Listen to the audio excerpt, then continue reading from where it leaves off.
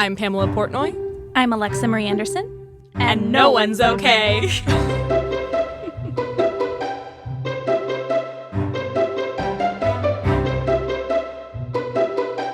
One. Welcome.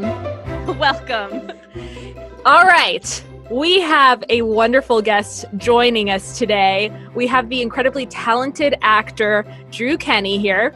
And I know that I pronounced that right because I looked it up because, Drew, even though we've been friends for a long time, I've always kind of, in my head, pronounced it Kenney, like as if it had an I.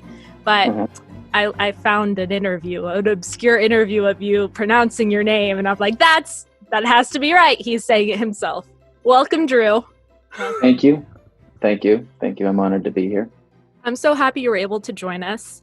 Why don't you tell our audience a little bit about how you got into acting, a little bit about how you came to LA, because you're not originally from here.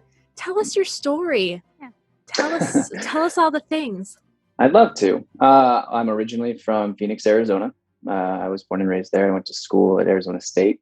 I didn't study theater in college. I studied business, and I was in marketing, and I did a couple years of marketing right out of college. But while I was in college, I began modeling, and I started kind of in the entertainment industry doing that. And it opened up a bunch of doors, did a bunch of traveling, ended up on movie sets and commercials and things like that just through the modeling world. And it kind of piqued this interest in me, and I got to travel and do all these fun things. And I was content in kind of where my career path was going, but it didn't drive me. I wasn't passionate about it. So I started spending more and more time studying, and I joined a studio in Arizona, and I started spending all of my extra time really focusing on that until 2013, when I decided to just completely change my life and give up everything there and move here and really just dive in head first and see where I land. And it's been 8 years, and I'm still here. So hell yeah, you are. Yeah, thanks. When I texted you, I was like, what's going on? And you're like, I'm still here. Yeah. It's touch and go these days with COVID. You're not sure what to expect minute to minute, much less week to week or month to month. So we've had a lot of friends pack up and move, hopefully with the intent of coming back, but you never know. Once you leave the environment, your life changes, and your priorities change, and you shift focus, and you start to think about other things, and you lose interest. So I have no intent to do that. I am here for the long haul, and I'm happy about it. I promise you, if that wasn't the case, we would have a problem, because I'd fly over there and drag you back here myself because you need to be here. Thank you. Yeah, no, I think I am making the right choice. I'm in the right place. Every time I came up with the crossroads of, is it time to go home? Is it time to, figure out something else to do, at least for the short term? I always landed on, I just stick it out, stay here. Things are going to turn around. Yeah, I feel like we've all had those thoughts during this time. I know I have, because I'm not from here originally either. So I had that struggle at one point as well. So I feel that. I imagine it's really kind of difficult, not only because it's slow right now, obviously, because there are productions going, but I feel like they're starting and stopping, pausing for certain, actors who might have been exposed and things like that. And it's a lot more complicated. So that's discouraging in itself. But when there's something so profoundly fucked up about what's going on in the world, it's kind of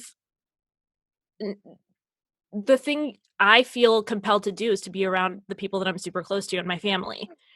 And so I imagine it's pretty tough being away from family.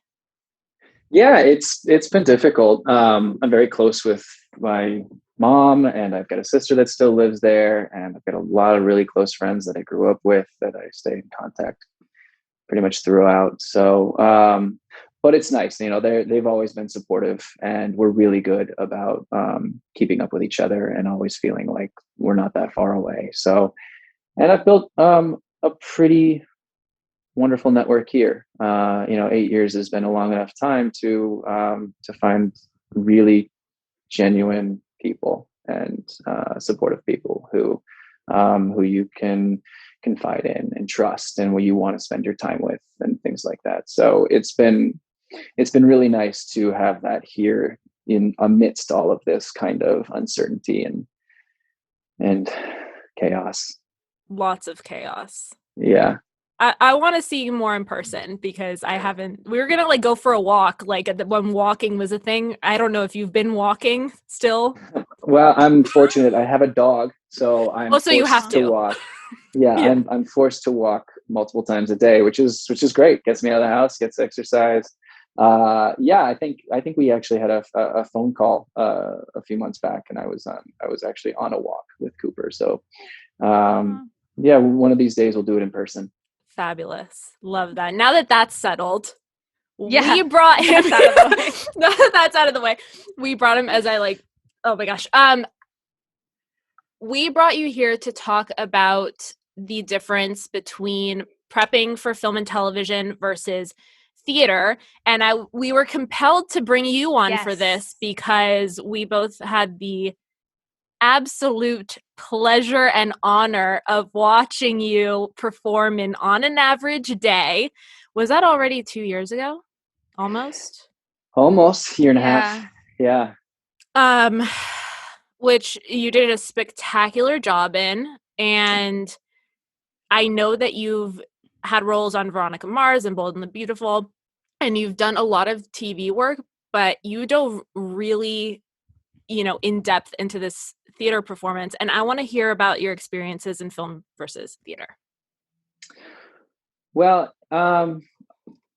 I love theater, and that's more of the I do this for me thing, and that really grew to where it is today because of the studios and the acting classes that we take. And being in a theater-based film study or theater-based scene study class was probably the best decision I made after moving here, because you get to read such beautiful work by such incredible writers, and they're all so different. And as soon as I kind of was exposed to that style of writing, I grew up going to theater and things like that, but I never picked up a play really until I started doing a little bit of studying here and there. But doing it in a long form class where you're approaching a scene for 5-6 weeks at a time, and you're really spending the time developing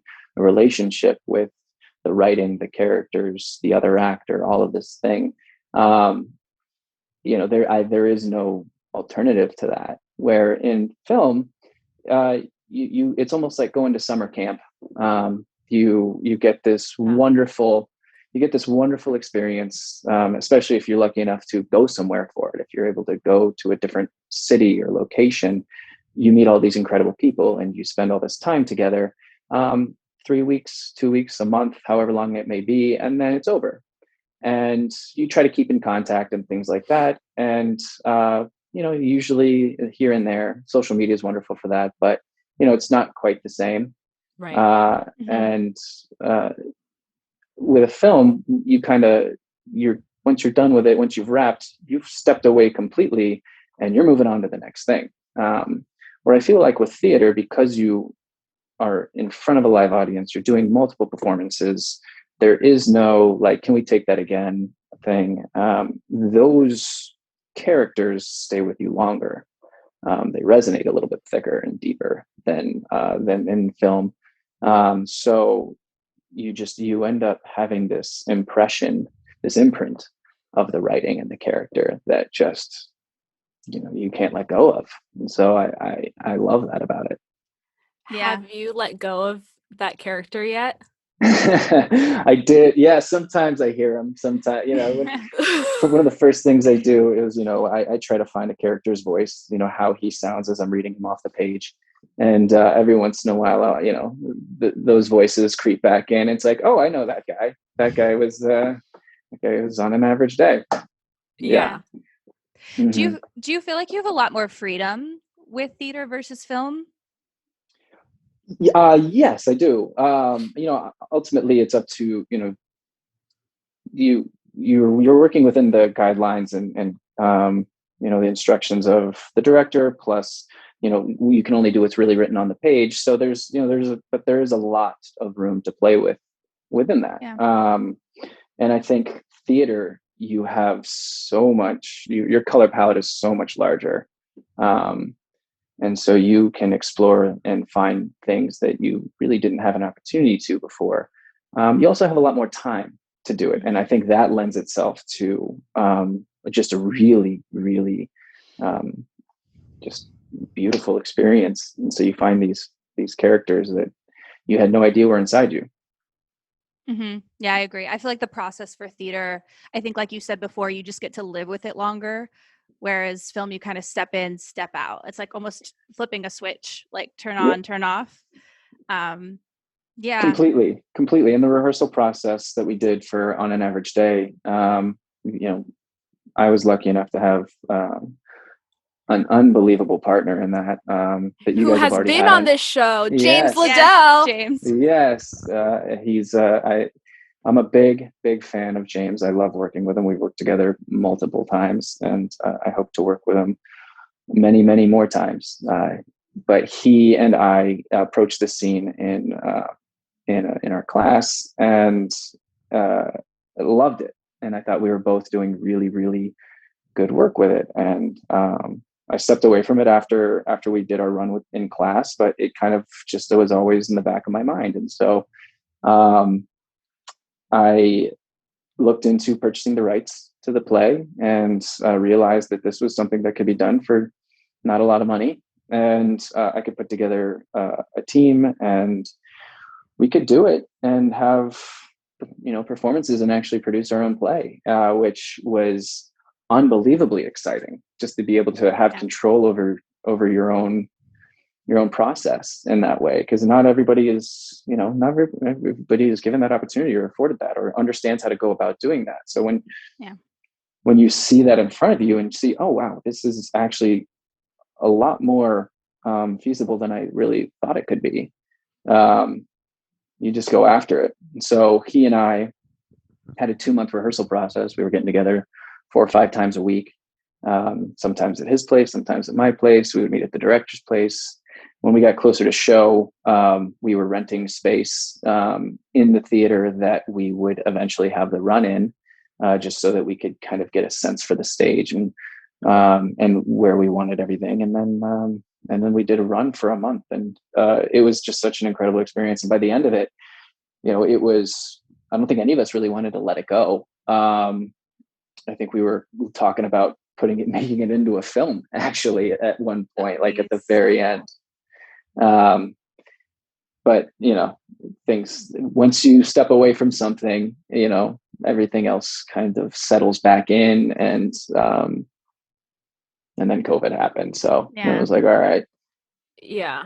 It kind of took the air out of a lot of things. How did producing, because I know you had a really great producing partners in this project. How did that kind of double duty affect you? How would you handle that? I didn't feel overwhelmed by it because I just loved it so much that it kind of allowed me to really create the environment that I wanted to be on stage. Like, it really helped me set the tone for everything.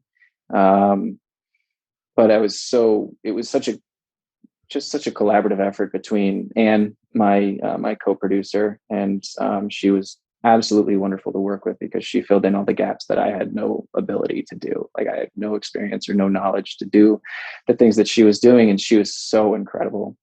And then, Daniel was our director, was very supportive of that as well.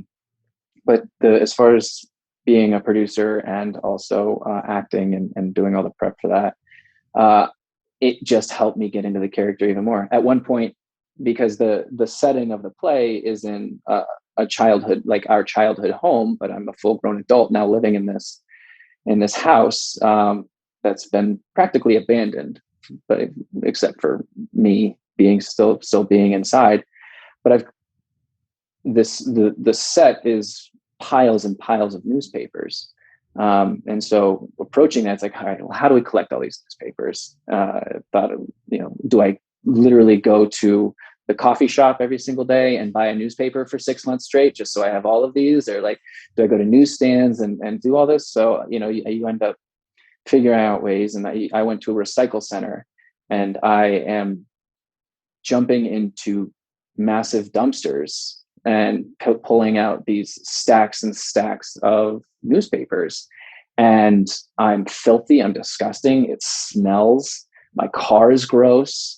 And I'm sitting here thinking, well, this is who my character is. Like, he's disgusting, he smells, he's lived in garbage practically his whole life. And so when you have a texture to all of this, and that's actually that you've lived in a way, rather than just imagining what it would be like to smell like you've been sleeping on newspapers. I've been doing it because I was climbing through dumpsters to get there. So it was a pretty cool experience, and it kind of helped me really get more into the character. Yeah, I have kind of an interesting question. First of all, I have to address the newspapers. It was my favorite part of the set. It was so cool how you guys just had endless piles of them. But I was just thinking about this past year. Do you have a different perspective on the character you played? Because you played kind of like a recluse, kind of very lonely guy. Has your perspective kind of changed now that we've experienced this past year? Or you're like, no, I nailed it, which you did. He did. You He did. did nail it. Thank you. I think perspective always changes. I think you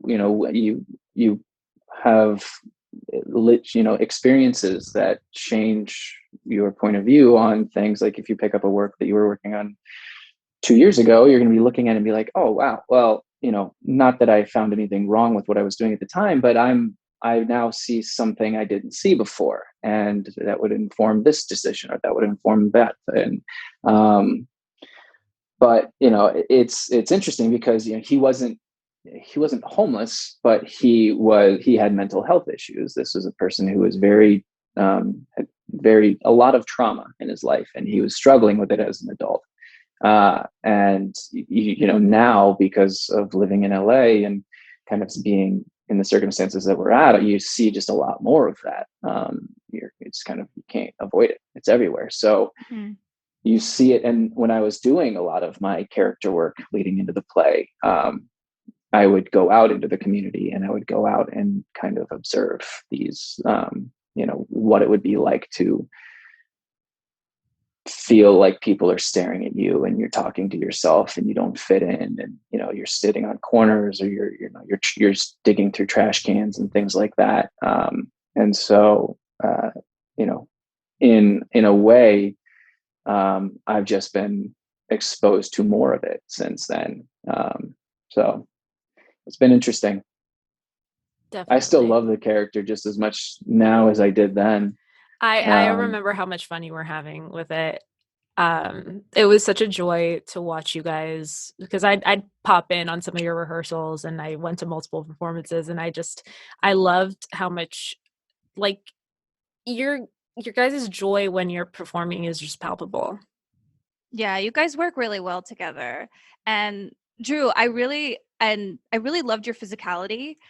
And I think that's one thing that I love about theater versus film. I love them both, but I feel like you really get to see someone's body language so much better when it's right in front of you, as opposed to through the screen. Like, even seeing like the dirt under your fingernails and the way you moved about the space. I don't know. It's such a beautiful thing. And that's why I hope the theater comes back, because I love it so much for that reason. Yeah, I couldn't agree more. That'll be the one thing I'm most excited for to come back is being in an audience and watching people perform. And it's like you were saying, the difference between watching a film or a television show versus watching theater is if someone just captures you, it doesn't matter what else is happening on the stage. You can just focus in on everything that they're doing, their body language, their mannerisms, everything about it.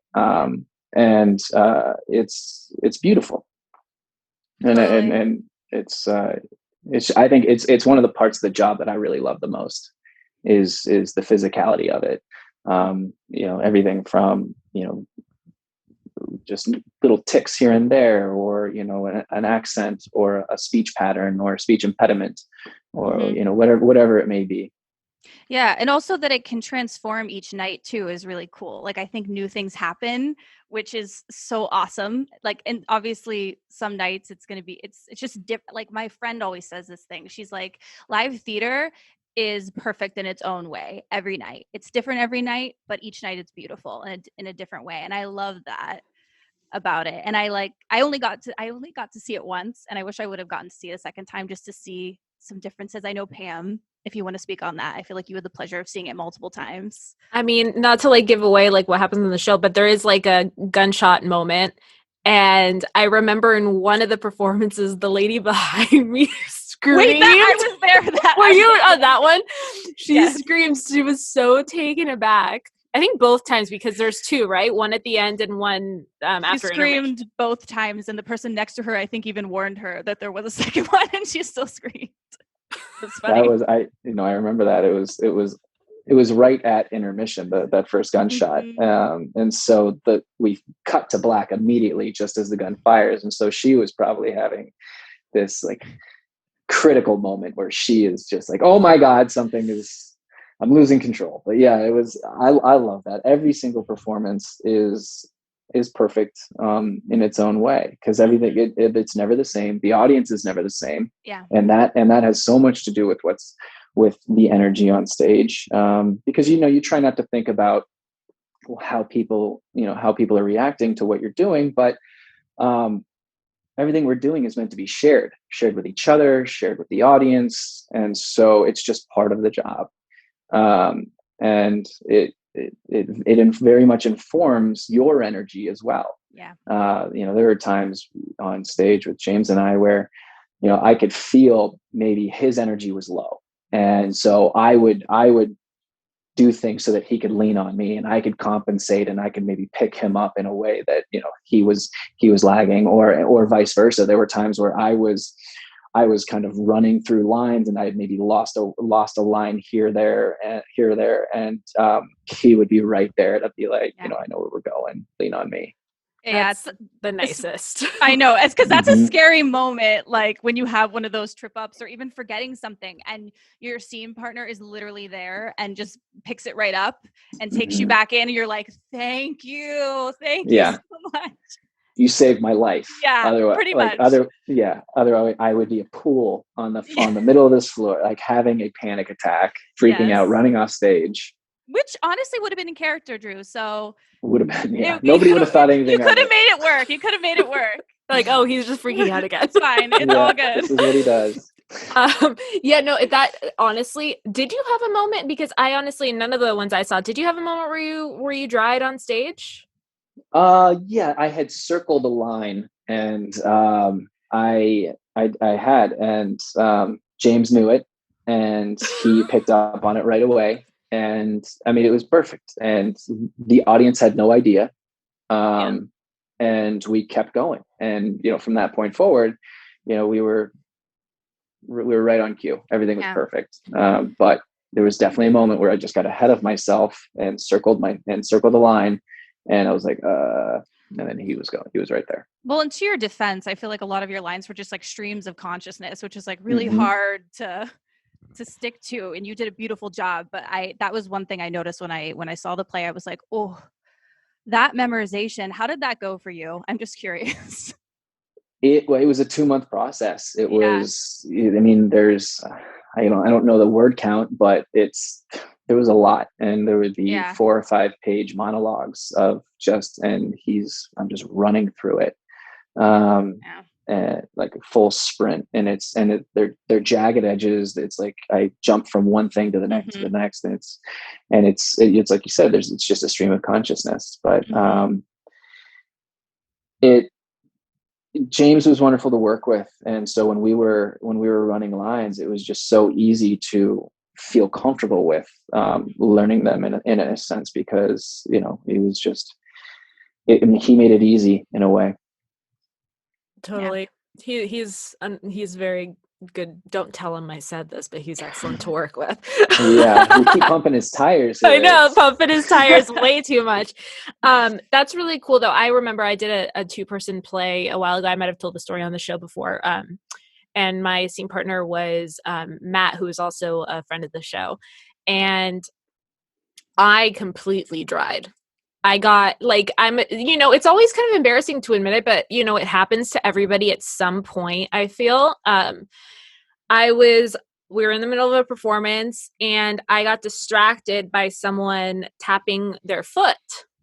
And it was right in the front row, and it was kind of one of those sets where like the audience is like pretty much on stage with you. And someone was just fidgeting and like tapping their foot, and I lost it for like a second because I got distracted. And then I went back to my partner. I'm like focused on him, and I'm like, it's gone. And we must have stood, and he couldn't save me. I could see in his eyes. He's like trying to figure out the roundabout way to save me, but there was no way because it was a critical moment. And so we just stood there drinking beer for a good like 25 seconds until I finally remembered it. And I can't really come up with a feeling that's more terrifying, fucking earth-shatteringly like awful, because I thought I would be like, sorry guys, like I gotta go, but you can't do that in a performance. You literally want to run out and get hit by a truck at that moment. You're like, I was on fire. Yeah, I was just end it now, please. But yeah, so we just stood in the uncomfortable, death feeling for like 25 seconds. At least it felt like that. Maybe it was 5. It always feels much longer than it is. Like it feels like 5 hours, but it's like 5 seconds. It was like, look at each other, drink the beer. He's like, wish I'm going there was to real beer in here. That's what it is, and continue. Yes. It's the worst feeling, and I feel like is there a stigma about like, because you want to always be prepared, but sometimes shit happens. Well, and it's like you said, there was something from the audience that kind of got into your head, and you were trying not to focus on it.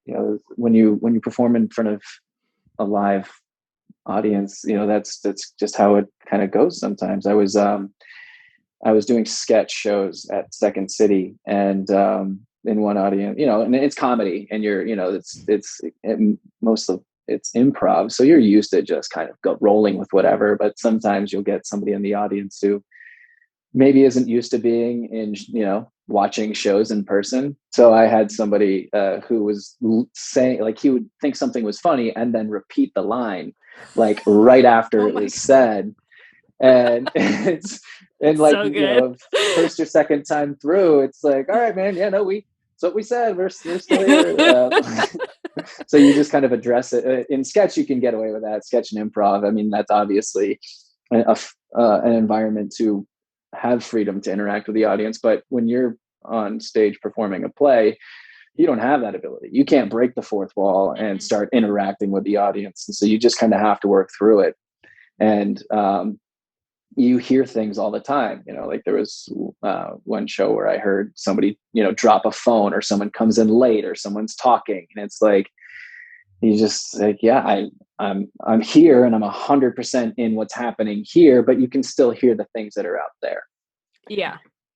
You gotta do your best to block it out, but it's hard for sure, especially with an audience so close. I mean, I feel like for On an Average Day, we were right there. I love that. I love having that black box feel. I love it a lot. I mean, it feels intimate. It feels, you feel like you're a part of it. You feel like you're in the room with them rather than sitting back as like a fly on the wall watching what's happening. You feel like you're there. And when you're on stage, it feels like they're there with you too. And it can help you or it can hurt you in the case of somebody tapping their foot incessantly.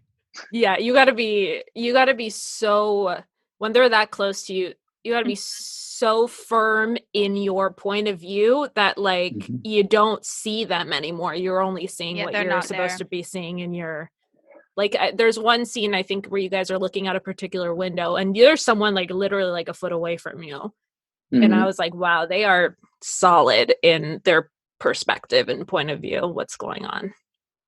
Yeah, your fourth wall has to be very, very strong. And it has to be shared. Like that's one of those things, especially when you're working on stages with somebody else or multiple people, you all have to have a total understanding of what your environment is, and where everything is.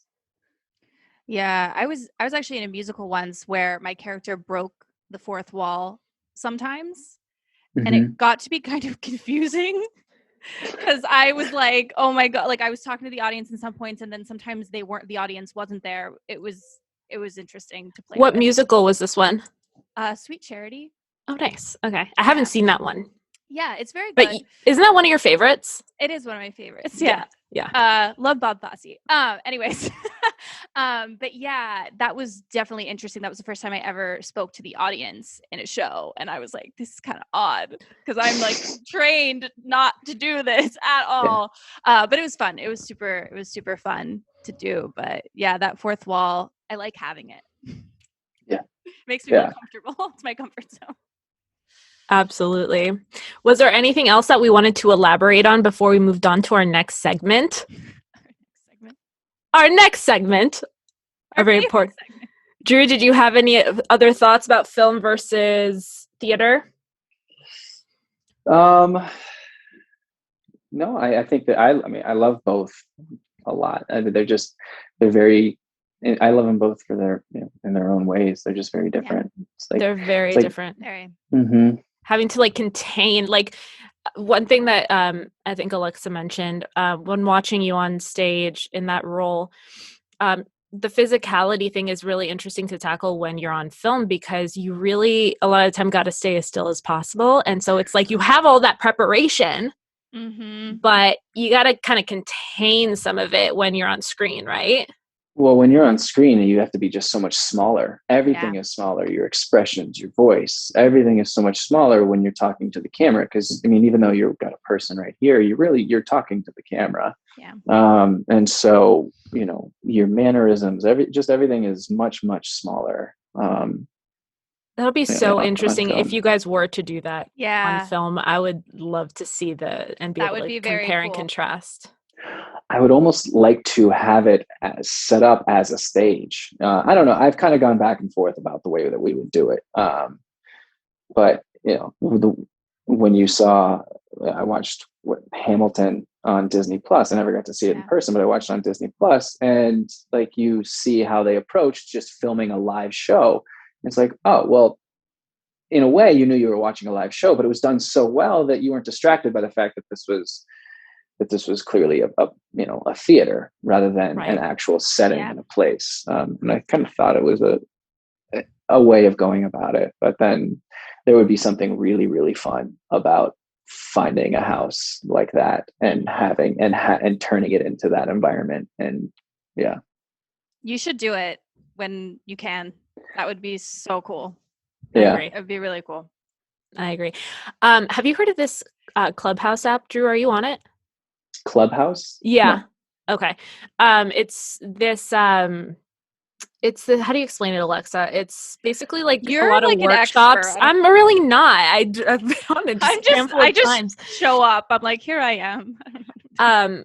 Where you could basically have like a room and you set the conversation topic. People can hop in and out, raise their hand to like contribute. It's basically like a Zoom meeting, but there's no video. It's just audio. And so there's a lot of casting rooms on there. There's a lot of like Q&As for films, podcasters even. And James and I were actually talking last night, and we were thinking about opening up like a bi-monthly or a weekly room where we can just do table reads of scenes, which I thought would be really fun. That would be I cool.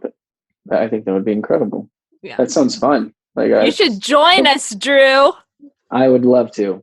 Fabulous. We'll all start a clubhouse room and do scenes. It'll be wonderful. Count me in. Yay. All right. Is it time? It's time. Okay. Do you want to do it? You can do it. I'll do it. Fine. got it. Fine. You don't do it. I'll do it. Drew, are you okay? No. What's one's going okay. on, Drew? Honestly, it's too soon to tell, Pamela. That's probably my favorite answer thus far. All right. So accurate, though. Yes, it is too soon to tell. I mean, when can I know, do you think? He'll let us know. He'll come back on. He'll come I back will on. come back on. We'll do a second episode. I'll fill you in. Yes. Beautiful. I loved that answer. You too. We're just going to leave it there. We're going to leave it. Alexa, are you okay? Definitely not okay. What's up? Definitely not okay. Just kind of, I don't even know how to describe what's going on right now. Just kind of like walking through life, hoping for the best. All right. One foot in front of the other. Good. That's how I feel. Good. So better or worse than okay? I mean, definitely less than okay, but like hoping to be better than okay soon, you know? I do know. Good. Doing my best. That's all you can ask for. It's all you can hope for. Right, exactly. Pamela, are you okay? No. She almost said yes. No. This is like so funny. I worse than okay. I have gotten no sleep in the last 2 nights, which is why I'm probably coming off a little bit because I have a lot of coffee in me. I rearranged my furniture in my room 2 days ago because my dresser was blocking half of my closet. And I just decided after, over a year of living here, I was like, I want access to my full closet. And so I changed some stuff around and it's great. But I, for some reason, after I did that, haven't been able to sleep. And I asked around a little bit and they're like, that makes sense. I had a friend that was like, that makes sense because when you move furniture around and you have a dog in the house, the dog will usually be very antsy for a few days. And I'm like, thank you for that comparison. But yeah, maybe I'm just like highly sensitive to like the change in environment. I mean, I feel like that's valid. How do I fix it? Did you move your bed? No, I literally just swapped out my dresser for like my armchair, switched places. Do you like it better now than it was before? Yes, because I have access to my closet. I mean, I think it's less visually appealing, but it's more practical and the space feels bigger. I think you'll get used to it. Sometimes I've moved my bed around before and then I couldn't sleep well because I was like sleeping in a different spot in the room. I don't know. So maybe I was thinking it was maybe that, but I don't know. But I'm like a scared pup with the new environment. I don't know what's happening. Maybe I should just like vibe in there like for the whole evening tonight and like maybe light some candles, maybe just like hang out and get used to it for a while before bedtime. Light some sage, maybe I don't know, maybe there's some bad spirits in there. Cleanse it, do some sort of rituals, get my, crystals, sit on my bed, maybe meditate. Crystals. Yep, exactly. I can't tell if you're really for this idea or if you're just getting a kick out of my current dilemma. I'm for you doing it. Okay, I'm going to do it. You guys, I'll let you know how my little seance goes next time. I want to know. Okay, wonderful. Keep me posted. So yeah, that's why I'm like, so other than the fact that I'm so excited to see you, Drew, it's been way too long and I'm so happy to see you. Yeah, just lots of coffee and I'm so happy you joined us today. Yeah, thank you. I'm so happy you invited me. Thank you. This was a joy. Would you be down to come back soon? Maybe you should answer that like when we're back in the green room because I don't want to like put pressure on you, but like why wouldn't I come back? This was such a fun experience. Yay! I'd love to. Excellent. Thank you so much for joining us. You guys, we will see you next time. See you next time. Bye now. Bye. Thanks so much for listening. Please don't forget to like, share, subscribe, all the things. If for some reason you want to see more of us, you can follow us on Instagram at No One's Okay. And a special thanks to Jordan Ross Weinhold, Sean Moore, Jason Crow, Claire Palmer, Jackson Palmer, Tiffany Haymoff, Shane Rings, James Liddell, and our podcast is recorded at Soundworks Studios. We can't wait to meet you.